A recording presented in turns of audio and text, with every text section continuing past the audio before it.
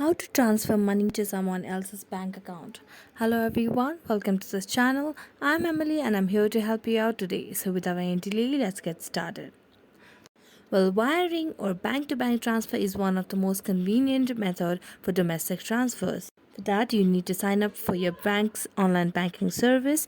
Each bank provides a code which you dial on your phone and follow a series of simple prompts and provide all required details including recipient bank account details. Confirm your transaction online payment system. Alternatively, you can use an online payment system such as PayPal. However, the recipient must be signed up to the system as well. Next, you can transfer via call, as some banks allow users to transfer money via call. Call the telephone banking service and a customer care representative will guide you. Next, you can write a check in case you're wondering, where most banks still accept check deposits. If you have a proper checkbook, fill out a check and finish it with your signature. You can send it via mail or deliver it in person. So that's it.